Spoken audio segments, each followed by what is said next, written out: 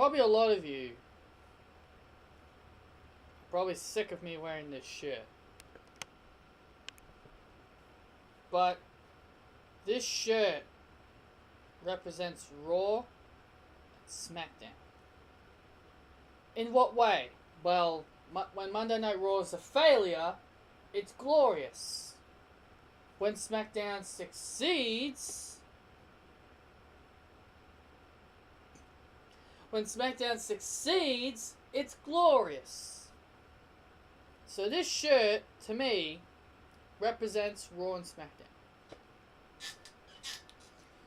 Huge difference. I am so sick and tired of the people saying Raw is the best show. I mean, can you seriously tell me what is different? I certainly don't see it. I even watched 205 Live today through YouTube. I freaking watched 205 Live, a show I normally do not watch. Do you want to know why I sat down and watched it? Because that's not his name. What's his name? Jack Gallagher and Ariel Daivari had their I Forfeit match, and I was very intrigued in that I Forfeit match. I wanted to see how it went, and I really wanted to see the match, and I think the match was very, very good. Jack Gallagher ended up winning, but like I said, this ain't 205 Live. This is SmackDown.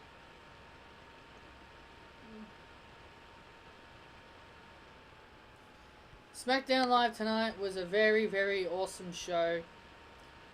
We started off with Shane McMahon, and people will be like, authority figures! Authority figures! Starting off SmackDown Live! It's just like Monday Night Raw!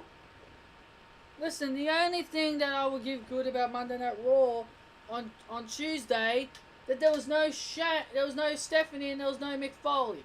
We did not see Shane McMahon ever again after this segment. And also, he had an announcement. He had an announcement to make. So, you're telling me when every time Mick Foley and Stephanie McMahon comes out, you're okay with them just talking pure garbage. But when Shane McMahon comes out and he has a announcement to make, you still think that's a bad thing. So then AJ Styles came out. Shane McMahon mentioned about the Elimination Chamber. Styles came out. Keep clicking on the wrong things here. Styles came out. Cena came out. Miz came out. All this other craziness happened. But the one thing I did like about this segment was John Cena. Now, while Miz and AJ Styles were going back and forth, like, John Cena, walks behind AJ Styles and he's like, oh, somebody thinks that he's better than AJ Styles.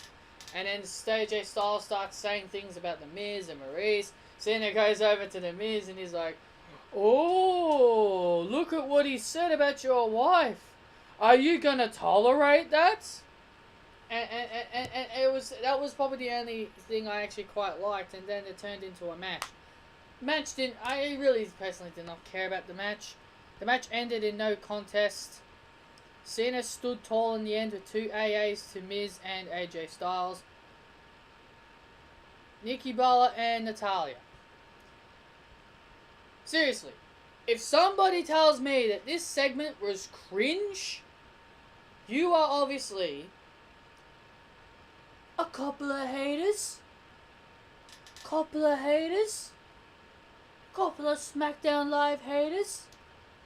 SmackDown Live haters. That's all you are, SmackDown Live haters. There was no sense of cringe in this match. I like Nikki Bella's voice. I like listening to Natalya. At least their rivalry is proven. This rivalry has proven to be even greater than Sasha versus Charlotte. And it's already even better than Bayley versus Charlotte.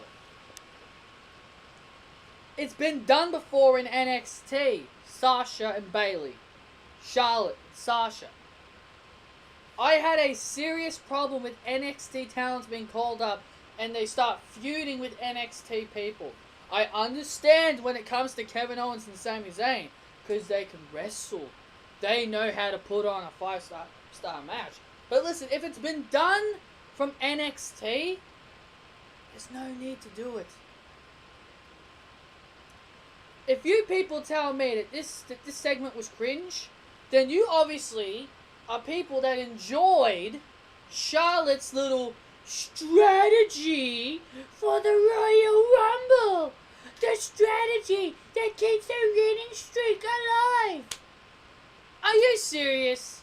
She sounded like a robot. Charlotte can cut a good promo, but she was like, I am Charlotte, and I am the Raw Women's Champion, and I will be Bayley at Royal Rumble. I mean, seriously. And then she was like, if you look up average in the dictionary, you will find Bayley. She sounded so cringe, and just like what I said on my Monday Night Raw review, I didn't even watch this segment because I didn't even care. I didn't even want to listen to it. And you are obviously people that like listening to Bayley making no sense in poems. Roses are red, violets are blue, Kevin Dunn's teeth are here for you. I mean, are you kidding me? I will go on to Royal Rumble, and I will break your streak. I mean, seriously. I hate both of these women. I don't hate Sasha, Charlotte and Bayley. Listen, I have no problem with them as in-ring performers. They're great at what they do when they wrestle. But I just can't stand them. I just can't stand them. Nikki Bella eventually ended up attacking Natalya. This was a very, very good segment. No cringe, idiots. You just like listening to robot talk like Charlotte Flair. Even like Bayley. Get out of here. That's all I gotta say. Get out of here. Please. Dean Ambrose versus Randy Orton. How many more times must Luke Harper screw with Randy Orton? It's getting beyond a joke, and to me, I'm a huge Randy Orton fan. You all know that. I'm a big Randy Orton guy. I am really fed up with how they're having him lose every single time. And when I heard about, Dean Ambrose wanting a match with Randy Orton, it immediately popped in my head. I was like, yeah, Dean Ambrose is going to win because of Luke Harper. Randy Orton lost because of Luke Harper. I mean, like, what the hell? Luke Harper gets in the ring, and he was about to get Randy Orton disqualified. Randy Orton ends up getting distracted.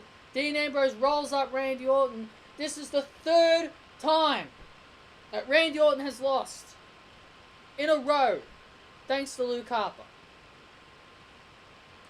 Randy Orton and Luke Harper threw a few punches at each other. Bray Wyatt broke it up, and then Bray Wyatt eventually punched Luke Harper in the face.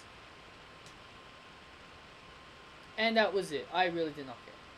Jerry Lawler hosts King's Court with Dolph Ziggler.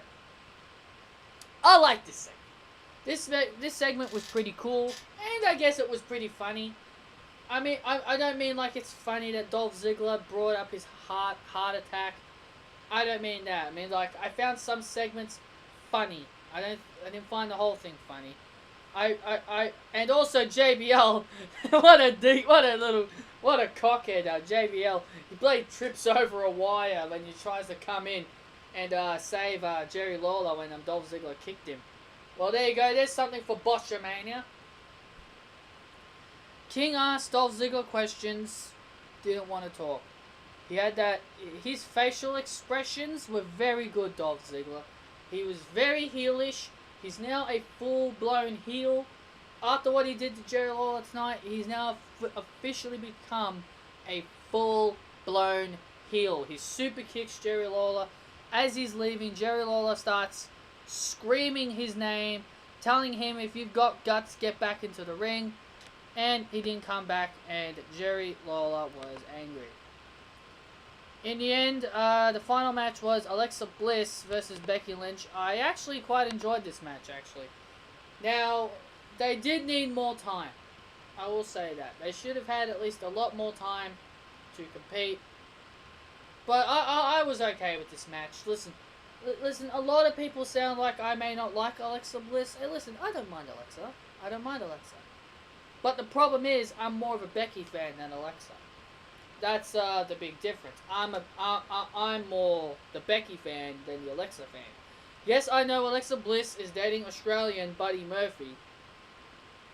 But I'm not gonna like Alexa because she's dating Buddy Murphy. That's a completely different story. It's just like what I said. I did not like AJ Lee because she was married to CM Punk. I liked AJ Lee way before she married CM Punk. So that's a big different story there. La Luchadora was finally introduced. Who was it? WWE.com. Who did WWE.com post as the 5 culprits La Luchadora were?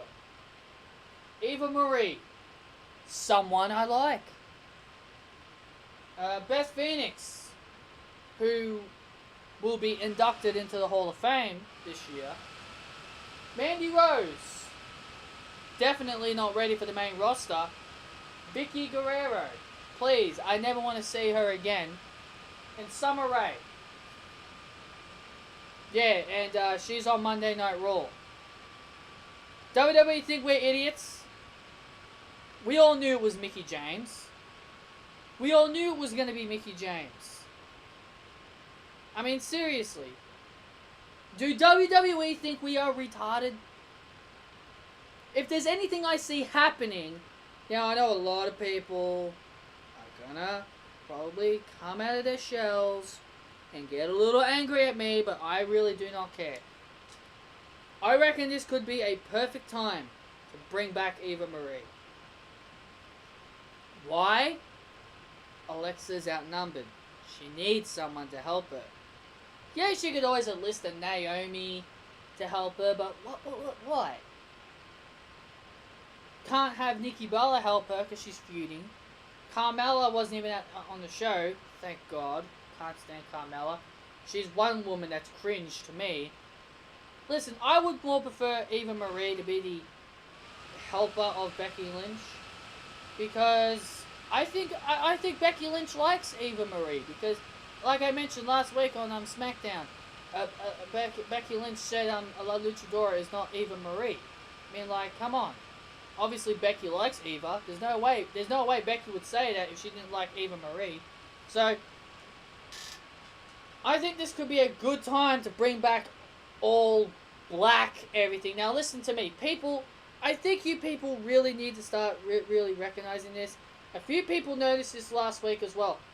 Becky Lynch dyed her hair red, and apparently it was orange again. She had red hair, and a lot of people kept saying she looked like Eva Marie. People, you need to start using your brains. Eva Marie dyed her hair black. So if you change your hair color red, they're not Eva Marie. Seriously, get over it. Anyway, Alexa Bliss ended up winning. Mickie James was La Luchadora, and Becky Lynch,